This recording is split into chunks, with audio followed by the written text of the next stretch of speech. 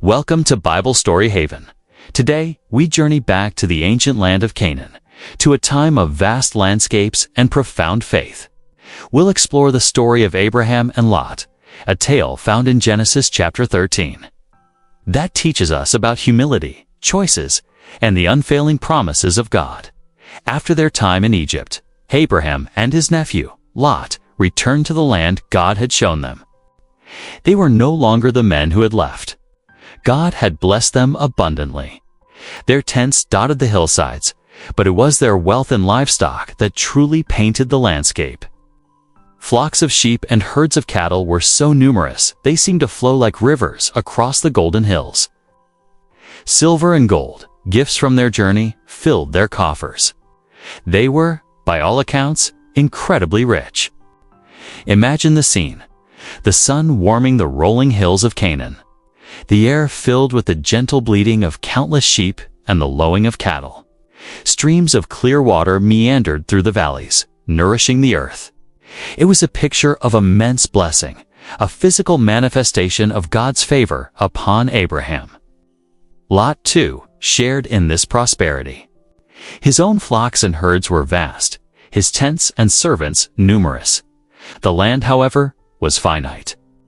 While it was beautiful and provided for them, it could not sustain the sheer volume of their combined wealth. Soon, the very blessings that marked God's goodness became a source of tension. The land grew crowded. Pastures that were once wide and open became contested spaces.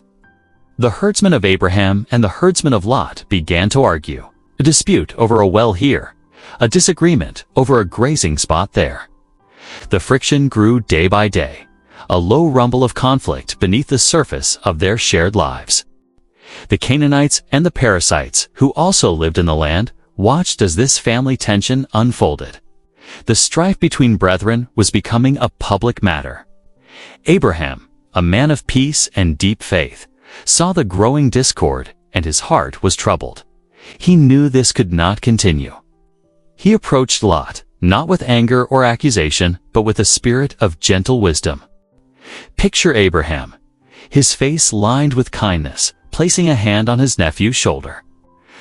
"Let there be no strife between you and me, and between my herdsmen and your herdsmen, for we are kinsmen," Abraham said softly.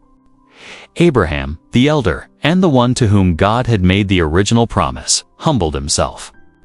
He could have claimed the best land for himself, but he chose peace over privilege.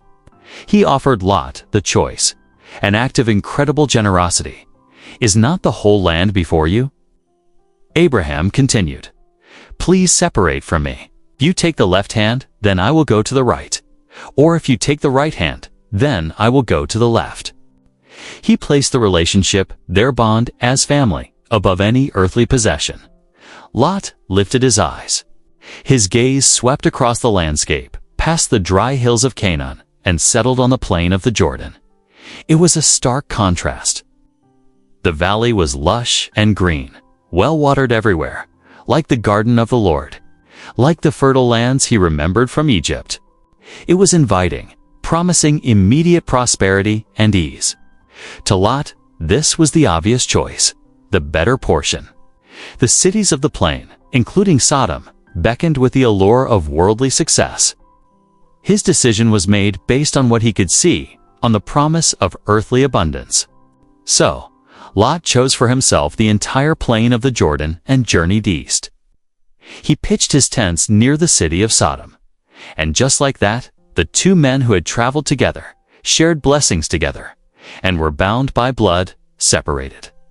Lot walked toward the green, fertile valley, a land that appeared to be a paradise. Abraham remained in the more rugged, less glamorous land of Canaan. As Abraham stood alone, watching his nephew's caravan disappear into the distance, he was left with the land Lot had rejected. It may have seemed like he had lost out, that he had been given the lesser part. But Abraham's trust was not in what his eyes could see. His faith was rooted in something far deeper, far more secure, the promise of God. And in that moment of quiet trust, God spoke to him. The sky above seemed to open, not with a storm, but with a voice of divine reassurance. "Lift up your eyes from where you are," the Lord said, "and look north and south, east and west. All the land that you see, I will give to you and your offspring forever." God's promise was not just for a small, fertile valley, but for the entire land, in every direction, as far as his eyes could see. God didn't stop there, added, "I will make your offspring as the dust of the earth, so that if anyone could count the dust, then your offspring could be counted. Arise, walk through the length and the breadth of the land, for I am giving it to you." With his heart full of gratitude and renewed faith, Abraham moved his tent and came to dwell by the oaks of Mamre, which are in Hebron. And there, in that quiet place, he did what he had done so many times before. He built an altar to the Lord.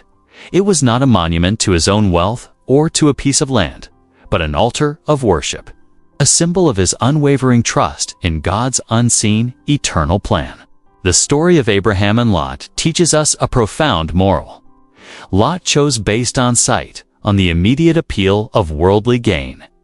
Abraham chose based on faith, prioritizing peace and trusting in God's promise.